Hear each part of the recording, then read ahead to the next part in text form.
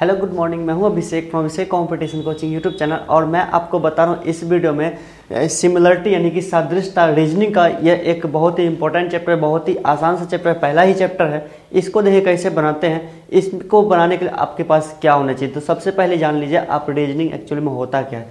जिस तरह से मैथमेटिक्स को एक फॉर्मूला से बना सकते हैं, उस तरह से फॉर्मूला पे रीजनिंग को आप नहीं बना सकते, क्योंकि रीजनिंग जो है वो अपने आप में एक माइंड, आपका माइंड किसी चीज़ के प्रति कितना सोच सकता है, आपके माइंड की थिंकिंग पावर कितनी है, उस चीज़ पे आधारित होता है रीजनिंग। तो इसके लिए क्या तरीका है, हम किस तरह सोचते हैं। फिलहाल मेरे पास जितना एक्सपीरियंस है, एक्चुअली में हमारा दिमाग जो होता है ना, इस रूप में काम करता है। आपके पास जितना जिस चीज़ के बारे में जितना ज़्यादा एक्सपीरियंस होते जाता है, आपका जो दिमाग है उस फील्ड में उतना ही ज़्यादा डेवलप होते जाता है। तो वही चीज़ यहाँ पे, तो देखिए रीजनिंग में आपको जो सीखना है सिमिलरिटी यानी कि सादृश्यता, इसको देखिए कैसे करते हैं। एक्चुअली है बिल्कुल इजी और सब लोगों को आता ही होगा, लेकिन फिर भी आप एक बार मेरा तरीका जान लीजिए। देखिए हम इसको कैसे बनाते हैं। तो सबसे पहली बात कि रीजनिंग में ये जो सिमिलरिटी है, सादृश्यता है, ये जो है ये मेन रूप से जो आधारित होता है आपके नॉलेज के ऊपर।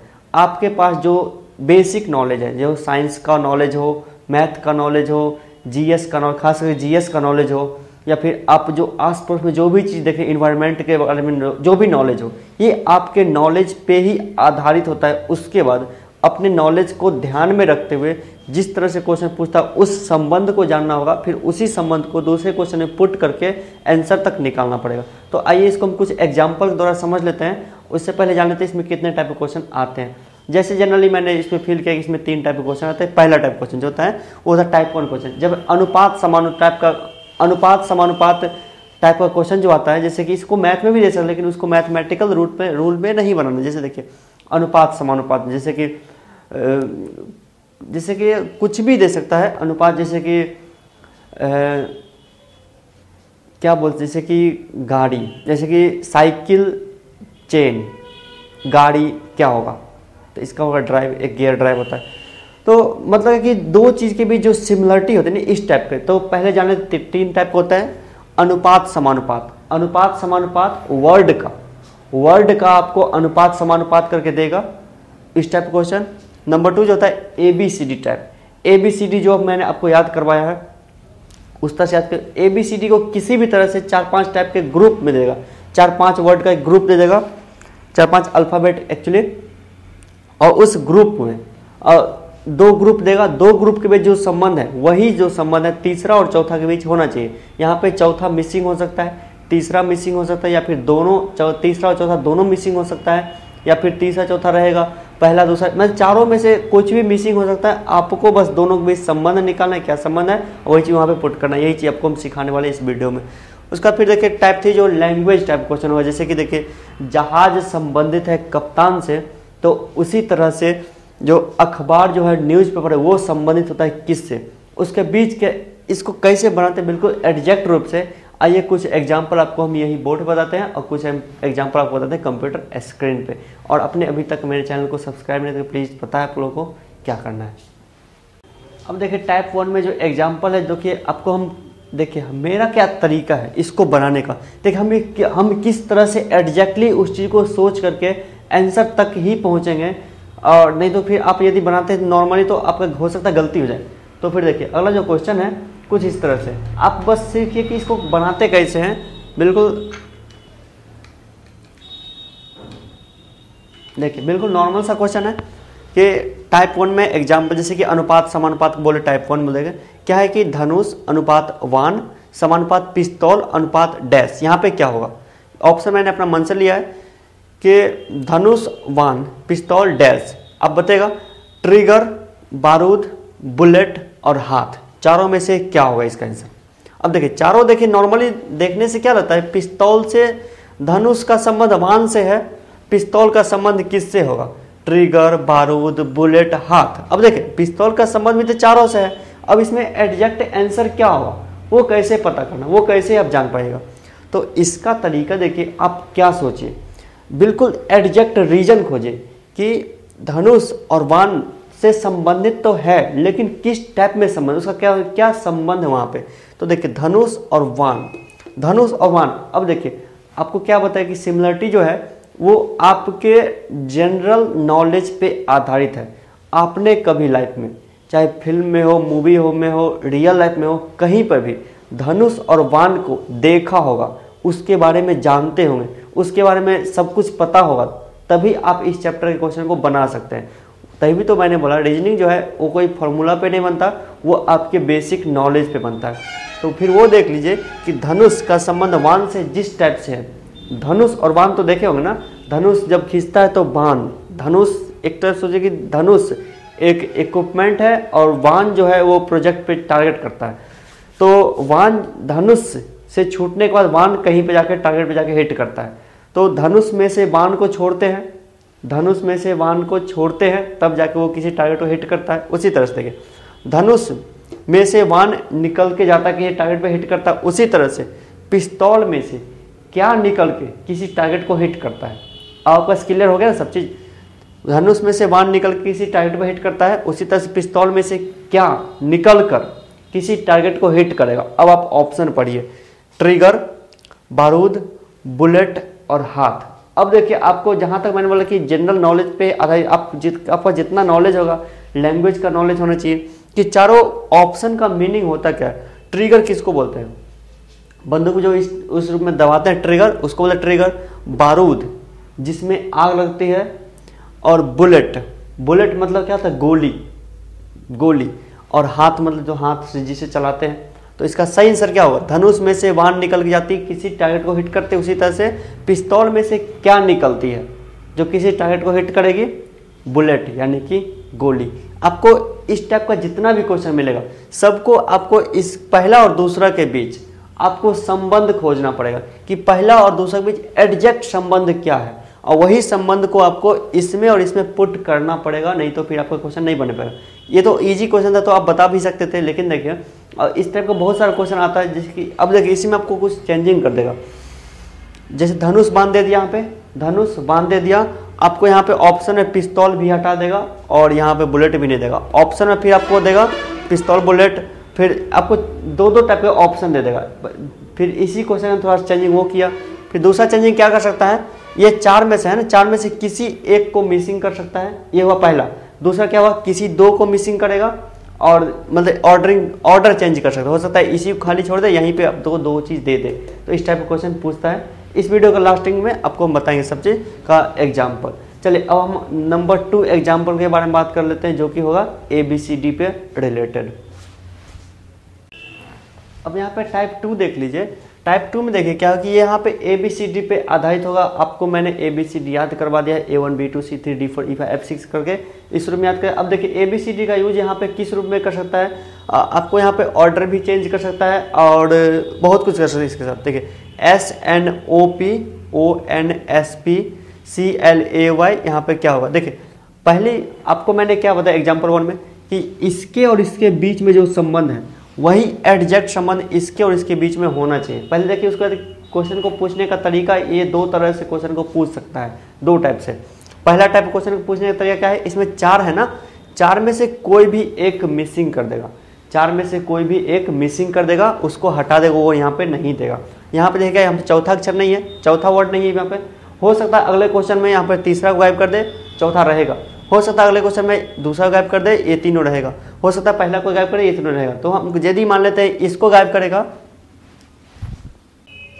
तो फिर देखिए आप जान गए कि इसका क्वेश्चन का पूछने का तरीका कुछ भी हो सकता है। जैसे कि आपको मिसिंग करने का तरीका है, जैसे कि 4 में से कोई एक को मिसिंग कर सकता है या फिर 4 में से कोई 2 को मिसिंग कर सकता है। अब देखिए जैसे इस क्वेश्चन का आंसर हम कैसे बनाएंगे कि हमको चाहिए क्या कि पहला और दूसरा के बीच जो संबंध है वही संबंध हमको तीसरा और चौथा के बीच चाहिए। यदि मान लेते हैं यहाँ पे तीसरा मिसिंग हो तो वही जो संबंध दूसरा और पहला के बीच है वही संबंध हमको चौथा और तीसरा के बीच चाहिए होगा। तो यदि मिसिंग उस टाइप का होगा तो ऐसे करना है। फिलहाल तो ये एग्जाम्पल है, तो मैं आपको सिर्फ बता रहा हूँ तरीका कि तो फिर देखिए चलिए पहला और दूसरा के बीच संबंध वही संबंध हमको तीसरा, इसका तीसरा और चौथा के बीच हमको निकालना है। तो यहाँ पे SNOP ONSP हमको बस एक नज़र में देखने से ही पता चल रहा है कि यहाँ पे यही सब वर्ड जो है यहाँ पे ऑर्डर चेंज करके मतलब यही उल्टा पुल्टा कर यहाँ पे लिखा गया। तो इसमें ज़्यादा कुछ आपको ABCD की यूज पड़ेगा ना कि आपको कुछ भी याद पहले से है तो उसको यहाँ पे लिखना है। तो बस कुछ नहीं है, देखिए S है यहाँ फर्स्ट नंबर में, तो ये चल गया यहाँ पे थर्ड नंबर में, यानी पहला अक्षर जो है S जो है पहला नंबर में, यहाँ पे चल गया तीसरा नंबर में। वही उसी तरह से यहाँ पे जो पहला नंबर में वही हो चल जाएगा वहाँ पे क्या है तीसरा नंबर में, तो तीसरा यहाँ पे सी चल जाएगा, आप यहाँ पे सी लिख सकते हैं। वैसे देखिए इसका ट्रिक ये जैसे कि इस तरह क्वेश्चन को बनाने के जैसे कि हम किस तरह बनाते हैं, टाइम कैसे बचता है, तो फिर देखिए हमको बस एक हम ऑप्शन से ही छांट सकते हैं इस क्वेश्चन को। तो एस के बाद एस पहला था वो बन गया तीसरा, यहाँ पे पहला था वो बन जाएगा तीसरा, हमको दूसरा को जांचने की जरूरत नहीं, हम देख लेंगे कि तीसरा में सी कहाँ पे, तीसरा में वही मेरा आंसर हो सकता है। देखिए तीसरा में सी यहाँ पे, तीसरा में सी यहाँ पे, यहाँ पे। अब देखिए आपके पास दो, तीसरा में सी होना चाहिए, तीसरा में सी होना चाहिए, तीसरा में देखिए सी है, तीसरा में सी है, ये इसमें सी नहीं है तीसरा में, इसलिए इसका आंसर क्या होगा, इसका आंसर या तो ए होगा या फिर इसका आंसर सी होगा। देखिए हम सिर्फ एक वर्ड को हम निकाले, एक अल्फ़ाबेट को हम निकाले और हमको दो ऑप्शन छट गया, यानी कि 50% ऑप्शन को हम छांट दिए। अब बचा क्या, पहला और सी में से कोई आंसर हो सकता है। अब हम दूसरा नंबर जान लेते हैं, जो दूसरा में था वो यहाँ भी दूसरा में, जो 2 नंबर में था वो भी 2 नंबर में है। यहाँ पे देखिए 2 नंबर वो यहाँ पे 2 नंबर में होना चाहिए, तो 2 नंबर में एल होना चाहिए, यहाँ पे देखिए नहीं है। तो यानी कि हम आपको देखिए 2 अल्फ़ाबेट का जानने के बाद हमें आंसर क्लियर हो गया कि इसका आंसर जो होगा वो होगा आंसर इसका ए। ठीक है, तो ये रहा सबसे फास्ट तरीका कि इसको अपने दिमाग का यूज करके या फिर बोल सकते हैं ऑप्शन का यूज करके कम समय बना सकते हैं। वैसे आपको चारों निकालना पड़ेगा, उसका फिर उसका आंसर से मैचिंग किया तब बनेगा, लेकिन इससे क्या कुछ सेकंड आपका बर्बाद जाएगा। तो यही सब टाइप के क्वेश्चन हम आपको सिखाते हैं अपने वीडियो कोचिंग में। तो चलिए अब हम जान लेते हैं, यानी कि फिर देखिए कि कुछ नहीं करना था, जो पहला में था वो चल गया तीसरा, दूसरा ही रह गया, जो तीसरा था वो चल गया पहला में, और पी जहाँ पे था वहीं पे रह गया। तो यानी कि फुल एंड फाइनल से क्या है, जो दूसरा और चौथा जो वो वहीं पे है, और पहला और तीसरा का स्थान एक दूसरे से बदल रहा है, वही चीज़ यहाँ पे है इस क्वेश्चन में। चलिए अब जान लेते तीसरा क्वेश्चन में जान लेते हैं। अब देखिए सिमिलरिटी टेस्ट में ही आपको वहाँ पे अनुपात समानुपात ना दे करके आपको वहाँ पे क्या दे रहा है, आपको बस डायरेक्टली उसको लैंग्वेज में कन्वर्ट करके दे रहा है। तो फिर इसमें देखिए क्या होगा, क्वेश्चन क्या कहता है, सचिन तेंदुलकर का संबंध जिस तरह से क्रिकेट से है उसी तरह सानिया मिर्जा का संबंध किससे है। तो इसमें ऑप्शन भी मैंने उसको थोड़ा क्रिटिकल किया है, थोड़ा भारी कर दिया है। अब देखिए मैंने पहले ही बताया कि सिमिलरिटी टेस्ट जो है रीजनिंग का, ये आपका पूरी तरह से आपके जनरल नॉलेज पे आधारित है। आप सचिन तेंदुलकर को जानते हैं, उनके खेल को जानते हैं, तब आप उनके बारे में जानते हैं। उसी तरह से आपको सानिया मिर्जा और उसके खेल के बारे में बिल्कुल एग्जैक्ट नॉलेज होना चाहिए। तो सचिन तेंदुलकर तो क्रिकेट खेलते हैं, उसी तरह से सानिया मिर्जा क्या खेलती है, तो सानिया मिर्जा टेनिस खेलती है। अब देखिए टेनिस का गेम भी आपको पता होना चाहिए, वो 3 टाइप का होता है। एक होता है टेनिस बोले तो एक तो नॉर्मली टेनिस बोले तो वो इस टेनिस देखिए 2 टाइप होता है, एक होता है टेनिस, लॉन टेनिस और टेबल टेनिस। अब सानिया मिर्जा कौन सा टेनिस से संबंध रखती है, तो फिर देखिए ऑप्शन आपको 4 है, tennis, badminton, lawn tennis, table tennis. तो इसका सही आंसर होगा। वैसे यहाँ पे देखिए लॉन टेनिस और टेबल टेनिस नहीं दे करके इसके जगह पे 2 गेम और दे, जैसे फुटबॉल और क्रिकेट और दे देता तो हमारा आंसर क्या होता टेनिस। लेकिन आपको यहाँ पे टेनिस भी दे रहा है, लॉन टेनिस दे रहा है, टेबल टेनिस दे रहा है, बैडमिंटन दे रहा है। तो इसमें एग्जैक्ट आंसर जो वो आपको निकालना पड़ेगा, इसका एग्जैक्ट आंसर जो है वो होगा लॉन टेनिस, यानी कि सानिया मिर्जा का जो संबंध है वो लॉन टेनिस है। जो लॉन टेनिस एक टाइप का आउटडोर गेम है। तो इस तरह क्वेश्चन देगा, यानी कि सिमिलरिटी टेस्ट में आपको 3 टाइप का क्वेश्चन पूछता है और वो 3 टाइप का क्वेश्चन कुछ इस तरह से रहा। और चलिए इस वीडियो में हम इतना ही रखते हैं, और अगला जो आपको हम करवाते हैं प्रैक्टिस, वो मैं आपको कंप्यूटर स्क्रीन पर करवाता हूँ। एक एक क्वेश्चन का आपको हम एग्जाम्पल के साथ बताते हैं कि उसको कैसे बनाते हैं। तो बस यही था इस वीडियो में, और आप मेरा वीडियो कोचिंग ले सकते हैं किसी भी कोर्स के लिए। और मैंने एक नया चीज़ लॉन्च किया है, जैसे कि आपका मान लेते हैं एग्जाम 1 महीना बाद है, उससे पहले क्या पढ़ना चाहिए, एग्जाम में टाइम मैनेजमेंट कैसे करना चाहिए, और 100% OMR आंसरिंग का जो टेक्निक है मेरा, उसको आप सीख सकते हैं। यदि आप मुझसे टाइम मैनेजमेंट सीखते हैं तो आपको आपके नॉलेज का 10 नंबर एक्स्ट्रा मिल सकता है, और 100% OMR आंसरिंग यदि आप मुझसे सीखते हैं तो उसमें से आपको कम से कम 5 नंबर एक्स्ट्रा मिले, यानी कि कम से कम आपको 10 से लेकर 15 नंबर आप अपने एग्जाम में एक्स्ट्रा ला सकते हैं मुझसे सीख करके, टाइम मैनेजमेंट टेक्नोलॉजी और OMR आंसरिंग टेक्नोलॉजी और साथ में कंप्यूटर बेस्ड एग्जाम टेक्नोलॉजी। तो ये तीनों टेक्नोलॉजी आप सीख करके आप किसी भी एग्जाम में आप 10 से लेकर 15 नंबर आप एक्स्ट्रा ला सकते हैं। ऐसा सोचिए कि यदि आपको नंबर लाने की क्षमता है, आप मान लेते हैं यदि 60 नंबर लाते हैं, यदि आप मेरा इस टेक्निक को अपनाइएगा तो आपको 70 से लेकर 75 नंबर तक आएगा, बिल्कुल आएगा, 100% कन्फर्म आएगा। यही चीज़ हम सिखाते हैं स्टूडेंट को, और उसको कम नॉलेज में भी उसको अच्छा नंबर ला करके वो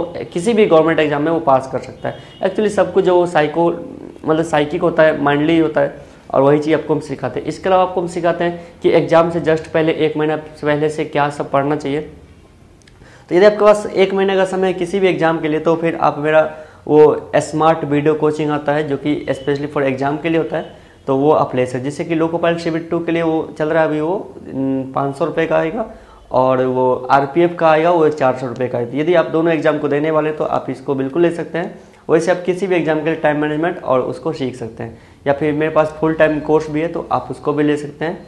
तो यदि आप मैथ रीजनिंग दोनों साथ में लेते हैं किसी भी एग्जाम के लिए फुल टाइम तैयारी के लिए, आपको ये 1 से 2 महीने के अंदर मैथ प्लस रीजनिंग दोनों चीज़ हो जाएगा। जिसमें मैथ में मेरा जो बनाने का तरीका है वो है क्या कि एक फॉर्मूला पे ही पूरा चैप्टर को बनाना है, यानी एक ट्रिक पे चैप्टर को फिनिश करना है। ये टेक्निक को हम बनाते हैं और बिल्कुल बनता है क्वेश्चन, और आप भी बना सकते हैं किसी भी क्वेश्चन बिल्कुल एक लाइन में, और 100% क्वेश्चन बिल्कुल बनेगा। बस आप मैथ रीजनिंग आप सीख सकते हैं। तो फाइनली आपको मैथ प्लस रीजनिंग अभी ऑफर चल रही है, वो आपको 500 मिल जाएगी दोनों।